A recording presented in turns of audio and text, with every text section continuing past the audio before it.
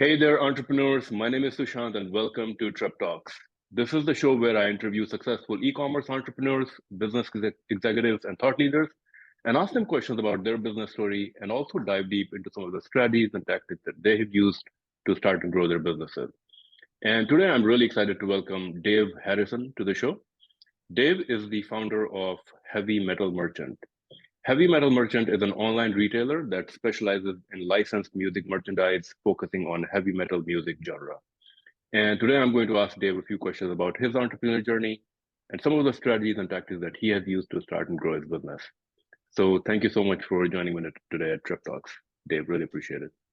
Thank you so much. It's a pleasure. I look forward to having a good conversation. Yeah, so your business is focused on a very specific category and niche. It's heavy metal. So you're selling products and accessories related to heavy metal genre. Can you describe a little bit your business? Anyone who may not understand what your business is, can you share a little bit about your business, what it is, and what you're selling? Sure. Yeah, we're like what they call, I guess, a niche market seller. So we're in the music category, but we're not just the music category, like a music store with like a generalist. We're actually a specialist. So we specialize in the genre of music of heavy metal music. So, and that's a pretty wide, broad generation, multi-generational genre.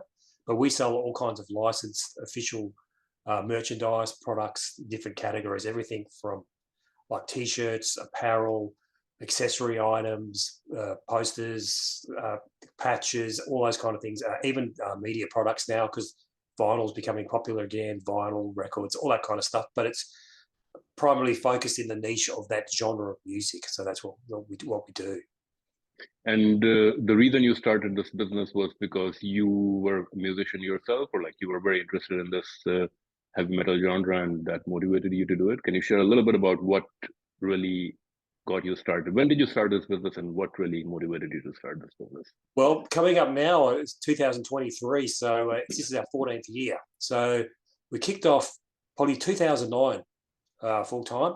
And yeah, I had a background in like a musician playing in bands, going all the way back to the 90s and late 80s. And we toured around, done a lot of tours, played with a lot of big bands, done some recordings, top of the charts, all that kind of stuff. So I've always been around the genre of that style of music and sort of been around music since I was like a teenager and old enough to get to venues. I've always been around music and music people and all that kind of stuff. And I was also a record collector. I used to collect records ever since I was a teenager. So I had a massive sort of, I accumulated quite a few records. So what I did, I was in between jobs once. I actually sold off my collection, and that's kind of what started the business in selling and online. And that was, and when we started 2009, things were just starting to happen as far as things like vinyl records. It was quite, the timing was kind of right because I think they call it the vinyl revolution. It all kicked off around about sort of late 2000s,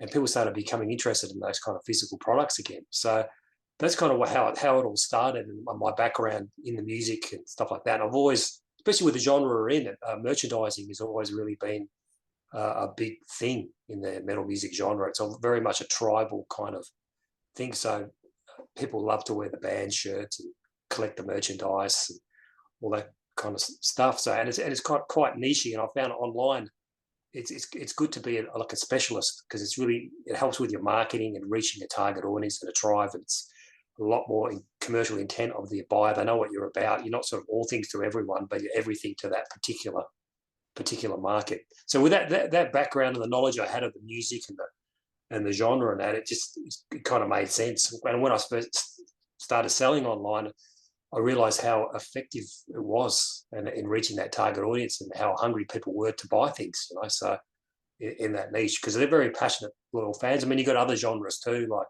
whether it may be jazz music or country music. These are not like your passive music listeners and fans either. These are dedicated, diehard. The market that we target is not the general top 40 mass market consumer. It's the diehard people who live and are passionate about music. So, and they tend to be what they call super fans, and they like to buy and collect and things like that. So that's very much the market that we've targeted, and it's become very effective and just growing year on year kind of thing.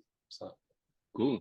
So when you sold your record collection, was it like did you start off like selling it on eBay or something, or did you? Exactly. That was a time when marketplace was still a really a thing, I guess, in the early days or earlier days of that kind of e-commerce. So, and in a way, that was good. I mean, it's be different times now because it's different. But back then, it was like people remember that places like eBay were like an auction format. So you'd Hmm, actually sell it and you'd flip the merchandise within a time frame of a week. And I mean that sometimes happens now with collectible items, but generally these marketplaces like Amazon and eBay are more like shopping portals, like a middleman shopping portal now, I guess. But back then it was a good way of um, this is before Discogs and other things like that. So that's pretty much how it started. And that was what sort of generated the cash flow to start the business. So the whole business was bootstrapped basically from retained early earnings. And hmm. that's how we sort of started. And it kind of gave me a knowledge of the basic principles of selling online, making sure you've got good photos, good descriptions, good titles, good keywords, and interacting with customers and shipping stuff out in timely manner, all those kind of things, looking up the customer questions and seeing what sort of things they're interested in buying as well. So it was a good, it was a little market test. So that's kind of how it started, just from the very grassroots beginnings. And your website, like, this is your primary channel that you're selling right now, and is it like your website? Is it an Australia specific, or do you sell only in Australia, or is it kind of like a global thing Yeah, that?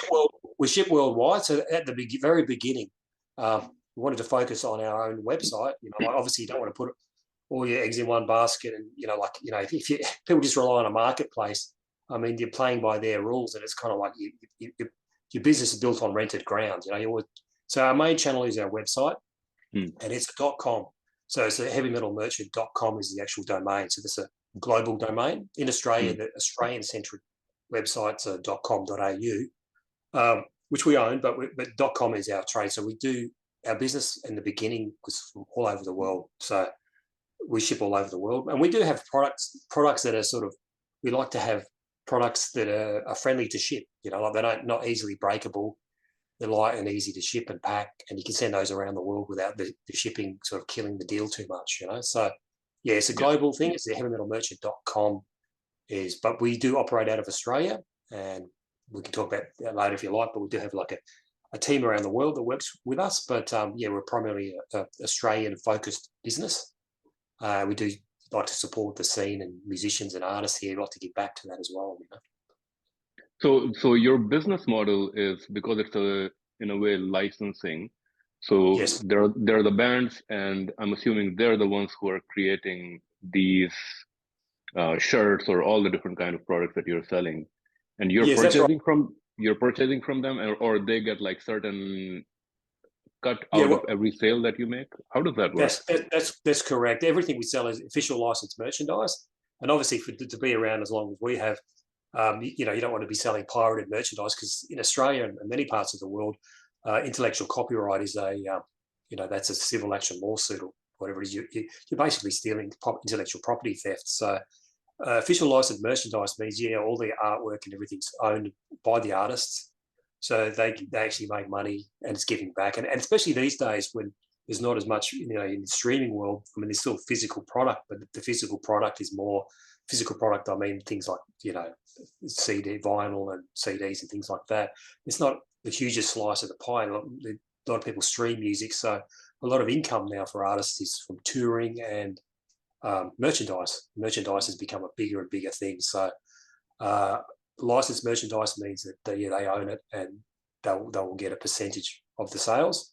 And obviously, artists do sell merchandise at concerts and things as well, but also getting out to all the mom and pop shops and the retail outlets too is good for artists, because it's good for an artist. It's a branding exercise for an artist as well. So I mean, if you go right back to the 70s when bands first started getting to merchandising, you'd have bands like Kiss and things like that, and they'd have their merchandise and branding everywhere. To have your fans wearing your shirts, it's advertising and marketing. So yeah, official merchandise means everything we sell is officially licensed, and that'll be through retail shelf fill people who license and manufacture merchandise. We make merchandise ourselves and do exclusive things as well. So yeah, it's always working with the artists, the bands, and the merchandisers to make sure that we're stocking the best official product that's endorsed and approved by the artist as well. So the quality's higher too. So. Okay, so you're basically, you're working with every different artist individually. There is no like middleman there. Like there's no distributor that has a collection of all these merchandise from different artists, and you're basically just purchasing from them. You're basically Sometimes there are, depending on the artist and the deals that they make. So that can all depend. I mean, we're working with about 35 different merchandisers and licenses. Some of them will do shelf fill for retail outlets. Some will do direct deals. And we work with a lot of smaller and underground bands as well. So we'll do direct things with them as well. So it's a combination of everything, really, yeah, these days. Especially the really big artists, they tend to use like merchandisers to get out to all the retail, like what they call a shelf fill program, to get the merchandise out to all the mum and pop shops, even mainstream retail outlets, things like that. And what's coming even more popular now is even fashion outlets are starting to embrace, band merchandise or the branding of the logos and design as fashion items. So it's a different market to what we do, but yeah, there's companies that will do that as well. And they're almost like a distributor, I guess, or a licensor of the product. So yeah, there's stock comes from here, there, and everywhere, depending on the deal and the situation. Yeah. In terms of competition, like is a website like this a unique website, or are there other like similar websites that do a similar kind of a thing? Or they compete directly with you rather than or they're focused on like heavy metal genre also, so you have like a direct competition, or is this kind of like you say that this is kind of the official website of Well, hard metal music genre, and everybody knows you about your website? And yeah, I like, think is there some sort of like price competition in the market? Like if there's a second website also, like are they selling this merchandise at a lower price, and so you have a competition there, or like how does that work? yeah, it's like with anything in retail, I guess. There's always competition and other people selling things, and it's similar to like eBay or Amazon. There's always like a price thing. So with anything online, especially if there's a middleman marketplaces, the margins there will be razor thin. So for us, it's always been about, because there's other outlets and people sell merchandise, and people can even buy merchandise at shows and stuff. But the wider range that we have, it's specialised in that niche. We get a lot of sort of cross sell with the product. So people will spend hundreds of dollars in one order, mix and match, and pick different items, like what they call like an online aggregator in that niche. But yes, there is always online. There's always that competition aspect, unless you have like exclusive products that's only exclusive to your store, So, but for the generalized popular items, I mean, there's other people that will sell those. There are other outlets online. Well, like any niche, there are main operators within that niche. And our role is to be price competitive, still retain a margin, make sure the bands are getting paid, and just making a fair deal for the customer. So when they shop, they're getting a good all-round deal and price and experience as well. I think that's the main thing, to stay competitive in the marketplace, So Yeah, that's what we do. I mean, I'm assuming like just similar to like different brands. I'm assuming that some music bands are more popular than other. Like, do you find that in your store, if you have 10,000 SKUs, do you find that 80% of your sales are coming from like 10% of those bands or something, because they're the ones that people are really gravitating, or they're the ones really popular, and then every like smaller band or band that are not popular, it's like every once in a while? Yeah, exactly. I mean, that's I guess that would be similar to a lot of retail, is what they call the long tail items. So it's like the 80, the old 80-20 principle, like 80% of your sales comes from 20% of the stock, kind of thing, and that's true to an extent. So you obviously you've got what you call super groups, I guess, that are always going to be, and also things that cross over into pop culture as well. So there'll be things that cross right over whether it's a movie tie-in or something like that. So you have those, but also being a specialist seller, which means we can dive really deep into long tail items. Like obviously in the main sort of pop culture stores or retail outlets, that's another point of difference too. Another retail outlets, they've only got X amount of limited shelf space, so they don't go deep into long tail items. So for us, being a niche seller online, a specialist seller, we could go deep into into long tail items, which means they can get more obscure stuff and subgenres that are not as mainstream sort of popular, but we're the place for it. So, and that way, and we find that we get a lot of sales from a lot of that stuff, but from the wide range, having a wide range of stuff. So you do have your popular items, but what happens is us having a wider range so they can get a lot of different long tail items that they might not find in other places. So I think as a niche selling, that way you're not always competing with the direct stores because you're not always selling the mainstream product all the time. So I think for a niche seller and a specialist, as compared to a generalist, you can sort of dive deeper into that stuff as a and I think that's a thing too. Like you've got in any different fields and professions, you've got like generalists and you've got specialists. You go to a doctor, and who gets paid more, the specialist or the generalist? You know, like unless you're Amazon or mainstream or Walmart or whatever that competes with, sells everything. Well, as a niche seller, you can differentiate yourself by specializing in a lot of sort of niche, long tail specialist items. So when people land on your website, they're like, "Oh wow, this is for me. This is how it's got everything. You know, it's got stuff I can't find, or I can get this all in the same place." So you do have the 80-20, of course, but I think as a specialist niche seller, you can really dive into the long tail items, and that can be your strength, I guess, in some ways for that. Yeah. And also too, for when we first started, it might not be the same now, but I guess it was good for timing. Like obviously we bootstrapped the company, so we started with our domain name as .com, as I mentioned before, but we had some of the keywords heavymetalmerchant.com. So some of our marketing was tied into our domain name. Well, it's really helped with searches and everything. I don't know how much applicable it is now, but just having a generic brand name and having to educate people to what that brand name is like, seems like, heavy metal merchant, within 2 seconds, 5 seconds, they can say, I see what this is all about. It's heavy metal music merchandise. So, and that's not for you, that's for me. So some of the branding and the keywords were linked in with the actual domain name, which for us, it's a bit of marketing that comes for free kind of thing. So when you're bootstrapping things, all these little things can help. And also, we research those keywords too. And all, as you said, the 80-20 items, you can, when you research the keyword and the search volumes might not be that huge, but they add up over time, and there are people looking for them. So, and so that way it's easier for you to stand out in the searches for more specified items rather than having to compete with the top 80, the top 20% that make up 80% of the mainstream sales. Yeah. So marketing for something like this I'm assuming it should be an interesting exercise, because you are not educating the market, because the market already is seeking for the product. They are the fans, so they already know that they're looking for something. I guess your job is to be able to come up on the search results when they search for that product or a similar keyword.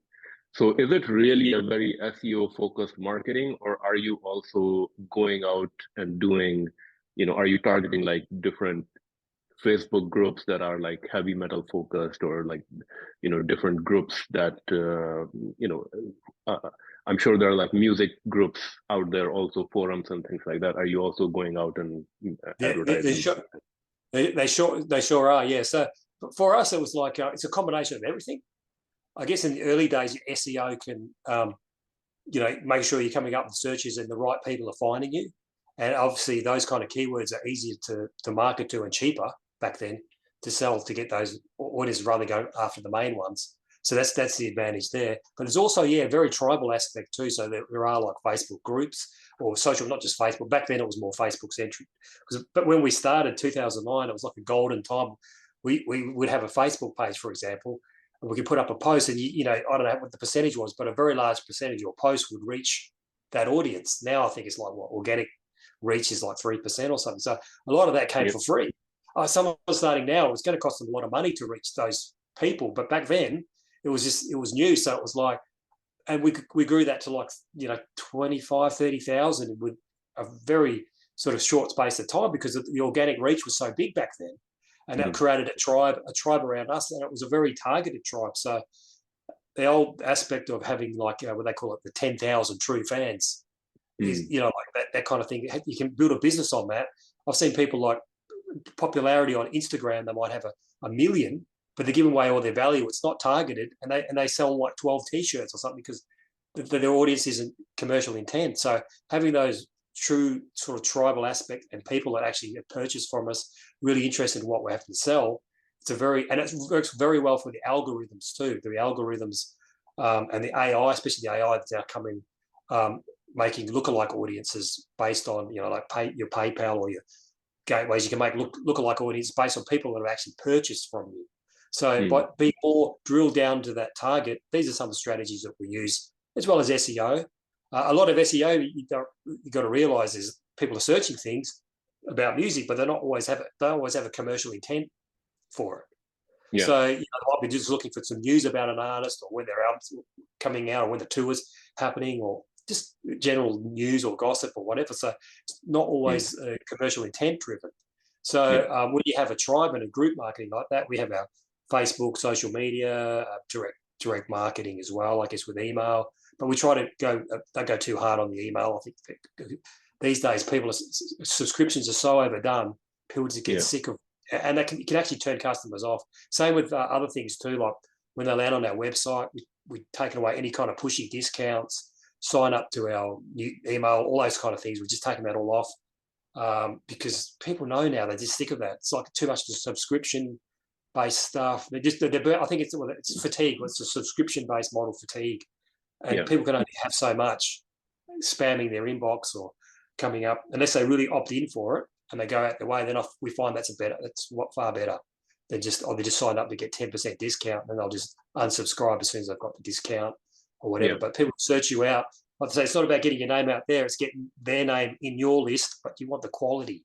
You want the quality there, and so that's kind of how there's different strategy we use. But SEO is one of them. But it's obviously, and also another one is having repeat customers. Once you've got someone in, especially in our niche, the lifetime value of the customer. You could be selling to them, their family, and their friends, and also too like the pack-in stuff you have in your packet, in your parcels that go out. It can be marketing to them. All that stuff is all marketing. The way you communicate to them with your links and all that, it's all marketing as well. And your best customers can do a post or tag you, and then they're marketing your products as well. So without getting, SEO, I think sometimes these days can be a little bit of it's almost like a cowboy industry where there's people there, agencies that they just sign up businesses, and I think they just rip them off. Like they rip them off because people do not understand how SEO kind of works and how simple it all is, but they make it more complex than what it is. And they charge people, like they get people once again on an account or a contract, like especially corporate, and they're just like, I don't know what they actually do. A lot of them actually do that much. I mean, you've got programs like SEM Rush and stuff like that. I don't know if and they're not that hard to use. It's not that difficult. So I think, there's a few, especially in the e-commerce, there's a few like spookery rip-off things and mistakes people can spend their money on where they don't need to, It's such an interesting topic because, as the internet evolves, at the beginning of the internet, it was easy. I think anytime a new platform comes or a new technology comes, it's easy, right? And everybody goes, and then there's a lot of competition. It becomes harder and harder. And now I think the next evolution. I don't know how familiar you are with the whole Chat GPT coming in.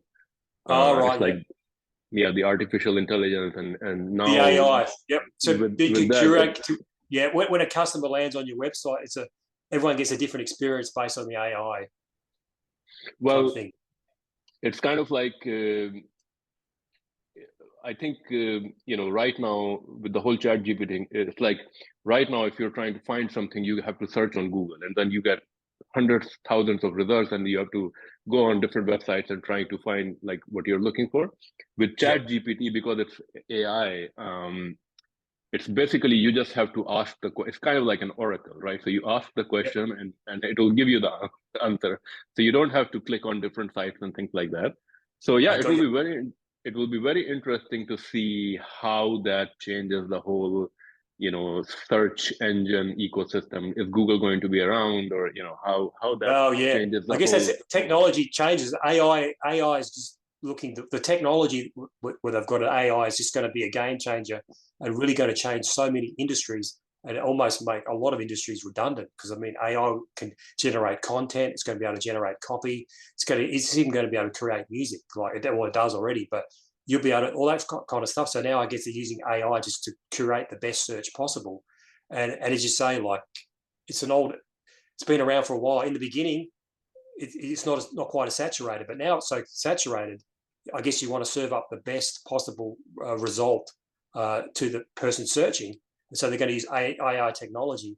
You've been using a little bit older but similar, like you have like the Facebook Pixel or something like that, where you use the pixel, and the pixels generate an AI generated audience based on a customer that might have gone through your checkout. So that your ads will show on AI generated lookalike, or people can do it, I guess, with their mailing list as well. If someone's opted into their mailing list, they can generate AI generated advertising based on. So your basically your ads are appearing. So I guess that's the opposite. Almost this is like the search version of that, based on their past browsing history and everything, and their buying patterns and all the data that they have. I guess you're saying it's going to be a game changer. Everything constantly changes, so it's up to you to keep up with it. But certain things are definitely AI is going to make it redundant. It's going to make things redundant, like no longer necessary. Like I mean, people who don't think that, they're just going to be left behind. I think So I think in the next 5 years, I think online retail will look very different in the next 5 years. I think it's going to be different. I mean, look, even if you go back, I mean, when we first started, it was more based around marketplaces and eBay, and then Amazon come along. And I mean, Amazon's just laid off, I can't remember, but a massive amount of staff. And it's almost like that's like the middleman wedged in between e-commerce. You know what I mean? Like it's like they're taking a percentage of every sale sold. So like for us, for example, more money can go to the artists and everything else if there's not a middleman ticket clipper marketplace in the middle, and they're always constantly changing their rules and their policies and everything else, and the way they search. Like for example, eBay, for example. I mean, I guess that's been around decades now, but I mean, they've actually got fees on top of fees. So for someone to get on top of a search, they have to pay a promoted listing fee. So not only are you paying a final value fee, you're paying a fee on top of a fee just for a search. So with this AI technology, you're saying potentially makes that almost redundant. People can find the most relevant item to them curated by using the most up-to-date data and accurate data on what they're looking for. So exactly, yeah. It's going to be some interesting times, and people really need to be up on all of that and what's happening, because how the internet changed the world. I remember I was listening to a podcast just the other day, and they were talking about AI and the people in that space. They said how the internet changed the world, then AI is going to change it multiple times more. And the technology's there, and AI can even write its own code. So it means like how the internet changed the world, this will change the world, but faster. Like the internet took a few years to get traction, but this won't. Like they were saying, because the technology can write its own code, generate things, copy everything else, and it'll be able to they say we'll be able to do things faster and more efficiently than humans can. So it's going to be interesting times. I mean, as a marketer and seller, you've got to really how you can use this to your advantage, or what's going to be relevant to you, what isn't relevant to you, what part of your business is going to be redundant. I guess it's exciting times. If whatever your attitude is, I guess we have to be excited for it, So not intimidated. I think it'll be a huge first mover advantage. Like the people and the companies who get in with that at the beginning, they will get a huge advantage. They'll be ahead of the curve, and I think anybody who does not catch up quickly, I think it may become more and more difficult. It's just like Google was the search engine that capitalized the whole search engine business, and they became really big. And I think it's going to be the same kind of a thing. The businesses, the companies that capitalize on AI at the beginning, they're going to have a huge advantage. I think that's what you call the first mover advantages. The first mover advantage, or the ones that can actually use it to their best advantage. It's like what's up with e-commerce. A lot of it for us was a lot of timing as well. It was good timing. People just started to shop online. New generations come in, and they're just like the first generation of internet natives, things like that. And the way how easy it was when social media was just sort of becoming a thing, and it was a lot easier to get organic reach and a lot cheaper. and everything else. So the people who took advantage of that, built up their audience and carved out their place probably a lot cheaper and easier than they can now. So these kind of things are constantly happening. So people who can sort of jump on that are going and aware of what's around the corner. But I guess we don't really know until it's there for a while, the overall impacts and the amount of change. Looking back, you'll see the amount of change it's going to make. But I think, it's going to be probably a lot fast. It's probably going to happen fast because I think technology's there now, and it's like almost like a compounding exponential technology that'll just make other things quicker, and it has that effect. As you get more technology, it just gets more. So yeah. It's going to be very interesting times. Do you work with bands directly, like in some sort of like a referral relationship? Because I'm assuming that, the customers who are very passionate about a certain band or something, they're visiting that website, or, if you have some sort of a referral link through there, and you have, and I don't know if you could create some sort of we do. relationship. We do have some bands that we'll do actually do their band stores for them and stuff like that. Because that's another thing too, is like bands, especially even the smaller bands, they don't have a big organization as such. They may have their managers, whatever. So having shirts printed up, we've actually made merchandise directly for bands for their tours, things like that, when they go out there, or just doing their Australian web store, so their customers can have someone on the ground here, so they get their merchandise sort of at a better price and quicker because they're on the ground here rather than shipping it all over the world as well. So we've done things like that too, and links from their website onto ours. We actually do that as well. The thing with and also too, when bands tour and that, unless they've got an infrastructure and don't have another merchandising company, packing and shipping items every day is quite labour intensive, and it takes a lot of attention to detail. The band's got a lot of things, especially when they're on the road, that a lot of things they have to take care of and do with the business. They can't be picking, shipping and packing orders and product drops. That'll take up their whole existence. I know bands who tried that. They ended up with 10,000 packages they have to ship out, and it's like, when we get time to rehearse, when we get time to play, when we get time to work our day jobs or whatever else we have to do, write songs, and it's like, having that facility where they can outsource some of that stuff, and I think it's also about making sure that they get a fair deal as well, because like you can outsource it, leverages their time, and also too they can get a good nice margin as well. So which is I think the way to go, really, and also too with customers with us, because we have so many long tail items, they like the aggregator. They could, when they put an order in, there might be for 10 different things, 10 different bands, so they get it all in one place. It's aggregated. Whereas if they go to a normal band, it might only be one that artist, and that's it. Whereas when you got like the true fans, they like to support all kinds of bands. So that way they can consolidate their orders, have it all in one package with all different bands, and they can save their shipping costs as well. So so that's what we do, is that we do direct deals as well, like that, depending on the situations. Obviously the larger bands, larger artists have their own merchandising companies, separate companies that will do global merchandising, because it's a big thing doing and working out licensing opportunities in all kinds of categories and manufacturers and pop culture, and getting a product placement in pop culture and in all the main retail stores, just so the brand or the artist's brand is ubiquitous, depending on what the artist wants. So there are big companies. Once you said like the 80-20, the 20s will use like these big merchandising companies, and they'll have like shelf fill programs for retail stores. So it's just another avenue of their merchandising. So and also touring merchandise. They might look after touring merchandise as well, which on a bigger level takes quite a bit of infrastructure and knowledge and know-how to make sure there's enough when there's tens of thousands of people every night, making sure the merchandise is rolling and not stocking out and everything else. So so it all depends on the level of where things are at. But we do those as well, and it makes sense sometimes to do that too.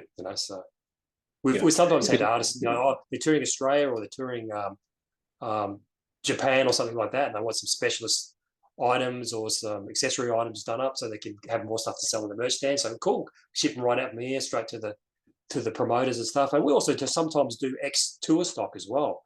So sometimes a promoter might be stuck with a whole bunch of tour stock that might not have sold. So perfect for our customers, like tour stock. They can get things like that. They might not have picked it up at the show, or that might be some part of the world where they didn't have access to that, stuff like that. So we can work directly those ways as well. I'm curious, like when you have, I think you mentioned that you do have like a email list and the program Yes, around that, even though you said you don't try to blast a lot of emails. I'm curious, yeah, like, do you collect some sort of a preference in that where a person, a fan who is interested in, let's say, three different bands, they're like super fans of those three different bands. You somehow ask them, which are their bands, like, so that you can have more targeted emails. I mean, the idea that I'm getting is, let's say a person is interested in band A, and now band A is touring and they're about to come to Australia or whatever country that they are in. I think that would make a very good email to automatically or some find a way to send out an email to only those customers or only those fans, saying, "Hey, this band is now touring. exactly. Yeah, As a super fan, you may want to buy these T-shirts or whatever, or you may even want to yeah, go watch their show or something like that." yeah. That's like what you call like the segregation of your mailing list as it grows. Depending on because obviously with the genre we're in, and it's probably similar to jazz or country or whatever. It spans many decades. It spans many decades. Like going back to like late '60s, early '70s. So you've got multi-generational artists, and you've got obviously the genre has got lots of subgenres within it. So someone who buys one product it might be totally different to another one. Someone who buys something that's more 80s centric might not be some extreme metal thing as well. So to segregate that out can help. But it's very similar to what I think you're saying. How if you look at Spotify, for example, someone does a play on Spotify, and you look up an artist, and you'll say like fans also like. So on Spotify, you'll see like that's what those people who listen to this artist also listen to this artist, and that's very much the same kind of segregation, I guess. They can do. We use Mailchimp. That's what we use Hmm. for stuff like that and look alike. But yeah, we do it every now and then. But generally, yeah. But that's good. I mean, that's also too like if someone's touring, they purchase that um, some articles or merchandise of that artist and they're touring. Then yeah, that's definitely. And also too with your social media advertising, you can do that as well because you can if they do like that band or artist, the social media campaign manager ads will also say they also like this. That comes up with the suggestions, so you can obviously target them that way as well. So if they do like this artist, then if you go into the meta manager in say Facebook or Instagram, it'll also come up with suggestions based on what they've liked. So that's a way of targeting as well if they're doing tours and things like that. So Yeah. yeah, so you can do it with email and you can do it with the social media strategy as well. So. But I guess that's the same with any business that sells niche products. They're buying certain products of a certain category, then you can do that as well, or interests, whether it's hobby category or sports categories or anything like that, I guess. Yeah. Yeah. Yeah. Do you ever think that now you have kind of mastered in a way, or you're more familiar with this specific music niche, hard metal? Do you think, given that now you understand the business model and how to work with bands and the marketing and everything else, do you ever think about, taking the whole idea and just creating like a second kind of a website around a different genre or jazz or something like that? Or is that Yeah. difficult because you're really not interested in that music genre, or you're not familiar with all the bands and things like this, so it'll be difficult to do that? Yeah, I mean, I think that yeah. isn't this like business kind of like a copy paste thing? Like one niche and how to run this business, you just create Yeah. multiple websites around multiple niches. Yeah, I know what you mean. Like I thought about that. Like because you've got a formula, you know how it works and how all the systems and everything work. You could easily translate that into another sort of sub genre, whether it be yeah, punk rock merchant or horror merchant, or it could be jazz or country. I mean, you could do the same thing. Exactly. But I've thought about that. But the thing is, also too with the genre we're in, it's very big. It's very compared to some other genres. It's very merchandise centric as well. But obviously, pop culture, you could do that thing. And that's why I see general stores, but I think sometimes they could be more powerful if they just targeted and drill down a little bit more into their niche because you're going to be more accurate in your marketing and everything else. But I think that the main thing, to answer your question there, the main thing is you only have so much time and energies to put into certain things. So I know, what's that book? Was it make the main thing your main thing? So rather than, was I say, the man who tries to chase two rabbits catches none kind of thing. So it's like you see you always, when in business, I think a lot of people, when they start business or get into business, or we say entrepreneur, they'll see lots of opportunities. Like there'll be lots of opportunities. You could say, oh, we could do that, or we could do this, but it might be a bit outside your realm or your lane. And sometimes it can dilute and start taking more attention away from your main thing that's actually your strength. So I guess there's two ways of looking at it. You know, for me, it's like channeling that, making the main thing your main thing. And there's so many opportunities within the lane that we're in. I'd rather just keep putting the focus and the energy and the attention into that lane to make that as strong and as good as it can be, rather than sort of doing the same thing but taking my attentions away, diluting that so much, where I'm not putting the main focus on making the main thing the main thing. You know? So, but I think anyone who sort of starts, they're going to see lots of opportunities come up. There will be viable business entities they can use with the skills. But I think after, like you're saying, with the skills you have in marketing and selling and reaching an audience, connecting with an audience and being able to sell things, I think those skills, like marketing and sales, is one of the skills that's translatable across every industry. Like you can go to university and get a specialized degree in something, but it doesn't, some things you learn, it's not going to translate across industries. But you learn marketing and sales, that doesn't matter where you work, it's going to be translatable across all industries. So those skills that you learn, or the people you talk to in podcasts, the skills they've learned building their business, reaching, connecting with their audience and how to sell to them, can be translatable across just about any. It's going to be a valuable skill to so many industries. But the thing is, obviously, your passion and your knowledge, specialized knowledge, making your main thing, that's another thing too. Is you can use those marketing skills, but tied in with your passion and your specialist knowledge is where the real strength lies, I think, at a lot of occasions, without getting too distracted and going off into a lot of different tangents, which could be viable, but that might take away from the main thing and the energies you're focusing in on what you're doing. Definitely. Yeah. What does your team look like right now? At the moment now, well, we've obviously got on the ground here, I've got a full-time packer and shipper and everything else. And then we've got like, I look after the day-to-day overall business side of things, and dealing with suppliers and everyone else and fans and all those kind of things. And then we've got like a back-end team that looks after our website platform, because we don't run like a Shopify thing. We've got a platform we've got on the ground tech support in Australia, so we can call them anytime anything happens. So we've got that team that looks after that. Then I've got a virtual team that will do data entry jobs and all those kind of things as well.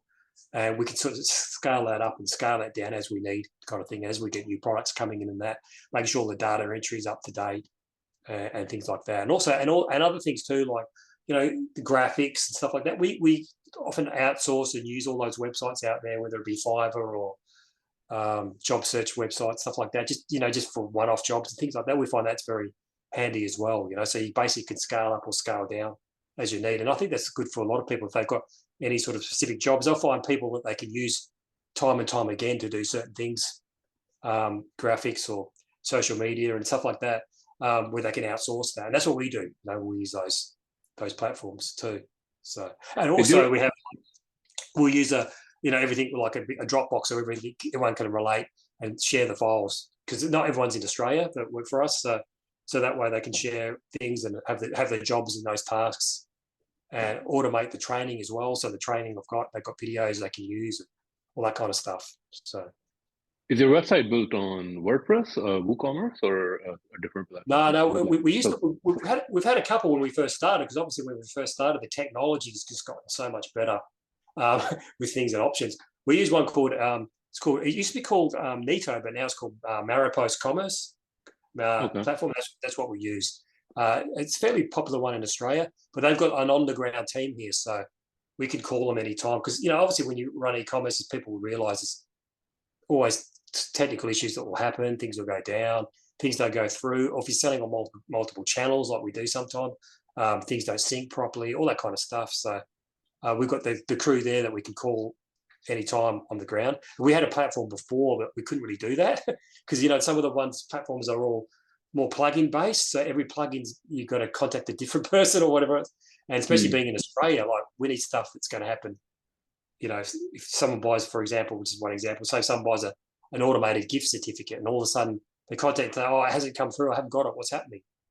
And I can't work out what's happened. Then I can get someone to sort it out straight away, get them on the phone and speak to the on-the-ground team here. And that's what we find, you know, rather than have to contact a separate app plugin company, what's happened, I've only got a chat bot line or whatever. It's a bit harder for us to do that. So for us, it's very, you know, make sure the customers are getting looked after and having that on-the-ground team support really helps us. And that's what we use. It's called Maripost Commerce, but I mean, there's so many different solutions now, and I think they're all probably pretty good, depending on. And so some people have, like for us, we have a lot of different SKUs, and some people don't have. They might have a lot smaller product range, but a higher volume of a small amount of products. So the different solution could be better for them. You know, whether it be Shopify for a smaller one or a big, more of a, you know, like a big, you know, business-oriented program where you got a lot of SKUs and stuff like that, where you need more support, more things that could go wrong, and all that kind of stuff. You know, it's enterprise level stuff. So that's very interesting. I mean, if you have a large number of SKUs, like, do you have a large warehouse? I mean, this must be It does, big task. We do have a storage. That's the thing. That's the thing. We have like a storage, but with our product types, for us, it's always like we got a scale of the product types. I call them checkboxes. So a checkbox would be like, is it an easily shipped mail order item, which means does it have, so is it going to break? Is another one. Does it have consistency of packaging? Does it take up a lot of space to store? Does it you know, is it going to be a high amount of returns? Obviously the gold standard product would be something like we sell something like a patch or a piece of jewelry. It's very small to store, very little chance of breaking it, very cheap, cheap to ship, consistency of packaging. That'll tick every checkbox. Then you might have a shirt. You think, okay, shirt might have a higher rate of returns because there's more variance in sizes. So you might get more returns on those kind of items, but they're not going to break, you know. And then you might have collectible items, which is okay. It's an odd shaped size. It's going to slow down the packaging. So yeah, with us, we try to have items that we can have mostly to tick all those check boxes, so we can. It doesn't take up a huge amount of storage space as well. But we do have, you know, obviously we've got storage, a warehouse that we use to pick and pack, or basically pick our orders and we pack them, but to pick them as efficiently as fast as possible, because we like to get our orders out within hours of the actual items being purchased. So that's another thing too, is differentiating from some of the competition, whether it's just a little bit, I don't know, there's not as efficiency of service there, you know, like, so we can do that. And also too, I think some people use fulfillment by Amazon, places like that, FBA. We actually control all our stock and merchandise ourselves. But you can, there's other options, I guess. You've got FBA and things like that people can use. And I think they're starting to build in Australia a little bit, but I don't know how much traction it's really gained in comparison to, say, America yet. So, I mean, there's FBA, but then there are like third-party logistics company also, which where you kind of like you can outsource your fulfillment. But exactly. I guess you only do that if you realize, I guess, that it's cost saving for you in a certain way. Like exactly, and the more middleman and the people get in the middle, the more margins erode. And I've heard, you know, you sometimes hear horror stories where people they outsource their fulfillment, and is it because of a nightmare, and all of a sudden things go wrong. So you got to be very careful with that kind of stuff too. You know what I mean? So people get wrong. Yeah, it's all kinds of things can go wrong. That's what I call the back end side of the business is really important. Is how well you manage that customers. And to me, that all comes into marketing too, because when someone orders it, they get shipped straight away. They get their item and they get their questions answered in a timely manner, and it's a really quick, efficient, easy, no hassle purchase. Then that's marketing in itself. Because wow, why do I need to go anywhere else? Like and another thing too is like, say if an order, it's rare to happen, but sometimes an order might go wrong. They might get the wrong item, doesn't fit properly, or anything like that. How you deal with that? That's marketing. Like, it's basically like, if you say, cool, not a problem, we're here to help you. As long as you're happy is our only concern. So we'll make sure this is done right for you. We're expressing the correct item to you today. Don't worry about it and keep that one, whatever. then you've got a raving fan. They go onto social media and say, dude, this is the best place ever. What? And that's like the best marketing you can have sometimes. Yeah. So it's not all about SEO and strategy and all that kind of thing too. Like the lifespan of your customers and their friends can be your customers too. And I think the way you handle those customers on the back end, that's some of the most important stuff ever. But people always focus on the front end all the time about what's the cost of getting new customers, keep SEO and hiring these firms and all these magic gurus and everything else. When it's like, but you haven't got the back end sorted. You're not looking at what's the point of getting these front end leads in when the back end service is so bad. Yeah. So they're not ever going to come back. You know what I mean? So you just be burning money left and right. So that's why we control our own shipping packing to make sure that we've got 100% control on that. So it gets done to the highest level that we can do. You know? That's definitely very important. Now, in every business's entrepreneur's journey, there's always mistakes made, lessons learned, failures. For the number of years that you've been running your business, can you think about like one or two big mistakes or failures that you have gone through your journey? What have you learned? Sure. Yeah, I think it depends on the way you look at it. I know there's that saying, what's that quote? Saying that there's no failures, only learning experiences or something like that. So if you look at it like a failure, it's a failure, but it could be, it could be a good learning experience as well, because that's how you learn, right? Like, I guess it's failure if you do it twice, if you repeat the same thing twice. But if something that, like basically there's failure, I guess that's just a judgment really, because it's like you get a result, you do something and you'll get a result, and it's got either going to be the result you think you expect or better than you expect, or not what you expected at all. So that's why I kind of look at it. But there's different things. Like as once I said earlier on, you kind of get a bit bamboozled. Like anyone who starts a sort of website or anything else starts getting traction, you're going to get a million emails from a million gurus, first page Google.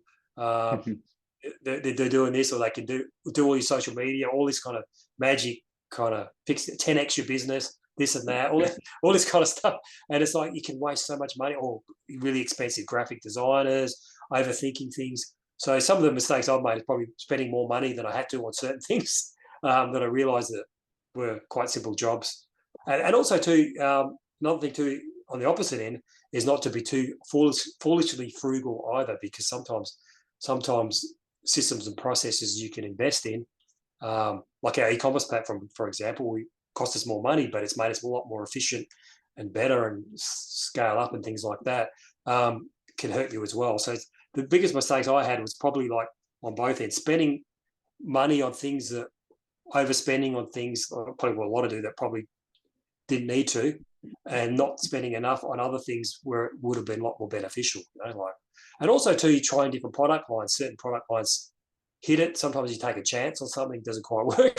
And sometimes you do, but you just move on and go into the next one. Not everything can be hit it out of the park every single time. And it's just constantly learning and finding new opportunities. But the longer you're around, I think the more opportunities seem to come to us. Like just people contact us all the time with different ideas and things to sell and everything else. So more customers and stuff like that. So it's all really good. But yeah, I think we wasted money in the beginning. I spent too much money probably on an SEO organization until I got some tools myself, and I realized, they're just basically just ripping you off a lot of times, or you get two people that are really knowledgeable in the firm, and there'll be just some lackeys that they're hiring that really don't really know what they're doing, but you're not a priority account or whatever it is. So there's a lot of things like that. There's a lot of regulation probably needs to be made in those areas, and also too, another thing I think people mistake, they can get sucked in by too many gurus online rather than not sort of mixing with people that are already doing what they're doing. Like, so your show example, you're speaking to people that are actually doing it, could have a certain level of success in it. So you can follow, it might be totally different niche, but you're around like-minded people that are doing the same thing, not someone who's just charging you because they're making their living teaching someone how to do it, like with some magic system. But there's no magic system. It's basically you're learning and doing things. There's no magic system while you lie on the beach with your laptop getting $1 million while they're driving their Ferraris kind of thing. They're making money by spruiking your products. Or as you go, a perfect example, you go on YouTube and you'll see something. This is how much money I made how much money I made on eBay, and all they're showing you is their gross turnover. They're not showing you Yeah. their net profit. As soon as you see that, it's a red flag. It's a guru. It's not. They're not legitimate. Anyone who's running a business knows what you keep. It's not what you're turning over. You could be selling fridges and used cars at a loss. Doesn't mean you're making any money. So that's not what you made. It's just what you turned over. And these are mistakes. Earlier on, you sort of see through all these sort of things, and you might go down that rabbit hole for a while. And but yeah, you learn as you go. You know? So, but as I said, they're all learning experiences. But hopefully, they don't cost you too much, and they can still bounce back and make it back and keep soldiering on, kind of thing. You know. So Yeah. that's just some food for thought for what's actually out there and what people starting might encounter when they're sort of researching things about e-commerce. You know. So. Yeah, definitely. What do you do, like before I move on to the rapid fire segment, what do you do with the inventory that doesn't sell? Because I'm assuming like, if something doesn't sell, especially in a very niche market, it could Yeah. be very difficult to get rid of it. Like, what do you do with that? Well, that's the thing. Yeah, a lot of stuff you either liquidate it out, but thankfully we very early on we had a thing we sort of learned with a few that we hadn't sold, so we sort of just dropped the price and got rid of it. But we have a lot of evergreen product in our category. You know, like there was a saying there's some guy that'd been around 35 years that we used to deal with. He was actually supplied with us years ago, and he said his success was down. He said tread lightly on trendy bands. So that's what we kind of did. The more trendy it is, more hip it is, the shorter your window is going to be. So it's like, you have like a boy band, and the same merchandising company might do one of that. They've got a 3-year window where they're making massive amounts of money, and then it's all liquidated off. And then you might have a Motorhead or an Iron Maiden or whatever, whether you're going to have with Judas Priest or whatever, it's going to be 40 or 50 years of merchandising. So for us, there's a lot of evergreen stuff. So thankfully, we don't have to. There's not a lot of liquidation stuff, and obviously too, another thing too for us is you try when you're testing a new category or something new, you don't go in super hard, you don't go all in at the same time. So you test, that's worked really well, get a bit more, that's worked really well, and then you ramp up that way. So we're not stuck with huge amounts of inventory or massive print runs where we have to get liquidated. So we've got better at that as time goes on, but you do have those. But normally you just drop the price, liquidate them, and in the worst case scenario, give as bonus free items for customers. But most of that product is really good that we stock, and it's in demand, is what people like and are really into. So I think the more people, whatever niche they're in, the more understanding of the market they have, the better, the less they're going to have of that, because they'll be stocking really good stuff that's like hopefully evergreen, or if it's cyclical in a sort of seasonal, then they've got a system where they can either liquidate it or do something to get rid of it, cut their losses and move on, kind of thing. Yeah, definitely. So now I'm going to move on to our rapid fire segment, and in this segment I'm going to ask you a few quick questions, and you have to answer them maybe in a word or a sentence or so. Sure, yeah. So the first one is one book recommendation for entrepreneurs, and why? Okay, I think it says a lot. There's a lot of classic ones, but one that I've just read recently, and I think it's a recent release, it's called Small Giants. And I think the author is Bo Burlington. And why that one I think is interesting, basically in a snapshot, it's about not always be chasing big, but be chasing good. Like you can have like global reach by being small. Small is a new big kind of thing. And that was like change the mindset so you haven't got a big, there's a lot of massive companies that are almost like a corporate cancer, and they're doing bad things for the environment, bad things for the planet, everything else, but they're just big and huge, and they're just like these huge machines. And other things suffer because of that. And this Small Giants is about being small, but giant in being so good. And I thought it's a refreshing mindset about building a business, especially in the e-commerce space where it's a lot of solo entrepreneurs or small teams. It's about focusing on being great rather than being really huge, especially when you're in a niche. Being great is how well and overall impact on the planet, the environment, your customers, and everything else, and making that your main focus rather than always having a massive growth focus. So Small Giants, I think, it's interesting concept and a new shift. And maybe moving forward, that's kind of, you have a lot more smaller giants and massive big corporations. Yeah, I mean that's what I find a lot of the times when I talk to entrepreneurs, e-commerce entrepreneurs, is like, and that's what has happened, I think, in the last 7 to 10 years. Is these entrepreneurs have created businesses around like either one product, a specific product, or a specific category, and Yes. really created a product or category like that's different or is incrementally better than anything else that's available in the market, and that's where they can create like a uh, small small group of fans around that product, and Yeah. so yeah, that's what I've been seeing more and more these days for sure.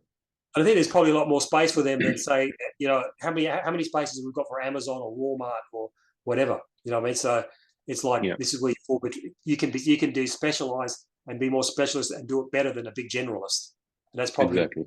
and that's so I think that with a title like that, Small Giants, it's kind of like it changes your mindset. I mean, some people and then there are other books too. There's another one like it's like Built to Sell. Some people want to scale it up as massive as possible and then cash it out as well. That's a different strategy, but this is a strategy like probably more relevant to an e-commerce entrepreneur, which is about focusing on being great rather than being big. Like so. That's a different title anyway. It comes to my mind. It's a fairly recent release too, I think. So. An innovative product or idea in the current e-commerce, retail, or tech landscape that you feel excited about? It's not super new, but one of them I think is Canva. The Canva. Yeah, We can basically all the stuff that you used to do in Photoshop, which great is super product. Yeah, convoluted and technical. You can just do it now, and even the free version is great. yeah, So I think that's so useful to anyone who wants to do social media marketing, the computer, banners, graphics. I think it's very useful and has made things so much simpler and streamlined. And I guess I have to also now mention that because the lady who started it lives just down the road from where I live. So yeah. she's Australian, so she's done really Australian. well with that. I think it was valued at, I don't know how many billions of dollars, but I think it's actually so useful to so many people in the tech space or especially business space, creating graphic. It's so quick and simple and intuitive to use. And before it Yeah, was so convoluted. So yeah, Canva, that's one that comes to mind. I mean, there's quite a few, but yeah, I think that's very yeah, useful. yeah. Canva. I mean, I use it all the time. Canva is a great product, and I think a lot of companies tried to create similar products before Canva, and they didn't get it right. It was clunky user Okay. experience, and Canva really just got it right in terms of user experience and all the different templates and so forth. I think it's a great product. A Yep. business or productivity tool or software that you would recommend, or a productivity tip? Okay, yeah, productivity. What sort of productivity? Is that one Grammarly? I use Grammarly like for Okay. making sure that I'm not my spelling, especially the copy and the content, anything we're putting out, it's all been spell checked properly and grammatically correct, rather than have a proofreader. So for productivity and making sure that our copy that's going out is properly proofread, I think Grammarly. That's another one I use Okay. as well. So I think that's useful for anyone in e-commerce because you're writing a lot of copy, communicating with customers, and you want to make sure everything's grammatically correct and spell checked and everything else. Not more than just spell check, it's actually got correct grammar and other suggestions and everything else, pumping out really good quality. Yeah, that's one. So it comes to the top of my mind. The ones that I actually use anyway. Yeah. A peer entrepreneur or business person whom you look up to, or someone who inspires you? Oh, I guess there's so many, and there's a lot of gurus out there as well. But I don't know. I guess I'll go old school. I'll go someone like Warren Buffett Okay. because I guess because one, he's been around a long time. He's Mm. very principle based. He doesn't. He's kind of got humility because he doesn't go into things he doesn't understand. And Yeah. even when everyone around him is telling him he's out of touch, but sometimes he sticks to the fundamentals he knows, and it's successful. He's also not. He's not ostentatious with his wealth or anything like that. He plans to give a lot back. I think he's giving everything away before he passes on. He's shifting it all out. All his wealth he's giving away. So I Yeah. think he's not flashy and come across as guru-ish, but if you really look into the advice that he gives, it's very based on fundamentals, common sense, and decades and decades and decades worth of wisdom being in business and surviving and success that I think that you can't. I don't know if anyone can compare to that. Like really, it may seem old and outdated or whatever, antiquated, but I think a lot of his fundamentals that he talks about and his principles are still sound no matter what you do. You know what I mean? And the way he conducts himself you're not doing the usual spruiking thing in front of like what you expect a very wealthy person to be. So it's like, and he's not driven by that either. So I think that there's certain things I think that people could learn from there, and decades and decades and decades worth of wisdom. I think people have, you can have knowledge, but then you can have knowledge, but then you can have wisdom, and wisdom only comes through time and decades. I think, and that's a big difference. Applying knowledge and then applying wisdom, two different things. So I think, that's one. Definitely. And boring, but it's been around. You know, I could go somebody, 10x this and that. They're flashy, they talk big or whatever. But you got 50, 60, 70 years worth of wisdom here. I don't think you can compare that. You know what I mean? So that's what I look at. I would just add to Warren Buffett plus Charlie Munger, his Charlie Munger, Charlie Munger, and also the other guy, Ray Dalio, that he speaks very highly. Ray Dalio, Vanguard speaks very highly from him. He's another guy. He was a disruptor, and he disrupted the whole industry that probably needed to be disrupted because it was full of crooks and people lying in their pockets and just taking advantage of mums and dads. Ray Dalio came in and changed the game. And I think Warren Buffett, I think he says that they should build a statue after that guy for what he did. So I guess that's three right there. But but I believe that the guy Charlie Munger was Buffett's mentor.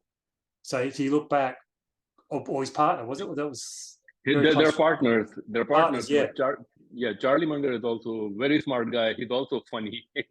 So the good thing with Charlie Munger is he's also very old. I think he's like 95 years old, but really sharp. Still really sharp. And funny too. Yeah. So I guess those two go together because you wouldn't have one without the other. They're like the Berkshire Hathaway team. Yeah, exactly. So I guess it seems vanilla and boring next to e-commerce, but the fundamentals they talk about, the fundamentals of any success in business and in life, I think. So it's just not, I guess a lot of people don't really listen to it because it's not YouTube kind of or clickbaity or polarizing kind of stuff that talks. It doesn't gain the kind of traction you have with an internet market that does a lot of polarizing stuff like we need to get into Bitcoin now and this is the future and everything else, all those kind of polarizing things. But I think when you really look at the wisdom and the fundamentals, it's pretty hard to go wrong with that, because it's proven, it's time tested. Yeah, definitely. So. Final question: best business advice you ever received, or you would give to other entrepreneurs? Oh wow, yeah. I think that for me, the best one I had was just keeping the main. I had when I had a day job, I was working, and the guy who ran the company, he said to me that there'll be a lot of things that you'll get distracted by, but make the main thing your main thing. I think that was one for me. It's like focusing on what I'm doing for now and making sure I'm doing that as best as I can without getting too distracted and delving into too many things.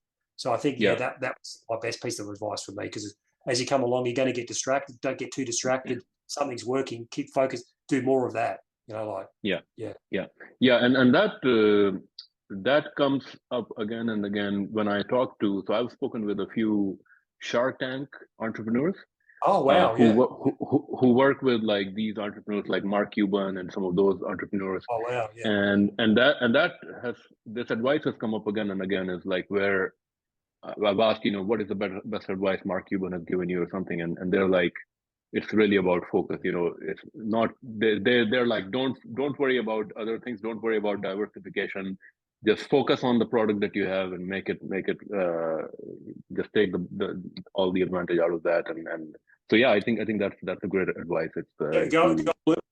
That's just something that I've just discovered over time. I just think it's become, because it's you got to manage your focus and your energy as well as your time, and there's only so much time you've got to manage that focus and energy. So, and if one of these side things you're getting into doesn't quite, takes more time and energy because it's failing or not going quite as what you thought, it's going to take it away from your main thing, especially when you've got competitors and things like that. So that's the best advice for me. I'm sure there's lots of different ones, but it's interesting that you say that when you've spoken to these other ones, they said something similar. So I think it's definitely a great advice. I think there's only limited time and effort and resources everybody has. Being an entrepreneur is not easy, and so rather than diluting that time and effort and resources, having a focus and really making the best out of something is, it's a great advice for sure. Well, Dave, thank you so much for your time today. Those were all the questions that I had. Really appreciated speaking with you. Any heavy metal fans who are looking to purchase products from you, what is the best way to buy products and get in touch with you if they need to? Yeah. Well, basically through our main website, our store, heavymetalmerchant.com is what I need to do. Everything's on there. It's our e-commerce store, heavymetalmerchant.com. We also have Instagram and Facebook as well. So hit us up on there. Heavy Metal Merchant will be our username on there. So we'll see you in the store. Great gift buying for anyone out there in Canada that wants to buy presents. We do have a lot of happy customers and shoppers from Canada as well. So we'll be happy to see them. Yeah. All right. Well, thank you, Dave. Really, really appreciate again for sharing your story, for sharing your business advice and lessons learned. So yeah, thank you so much again for joining me today at Trip Talk, and wish you all the best. Thank you so much.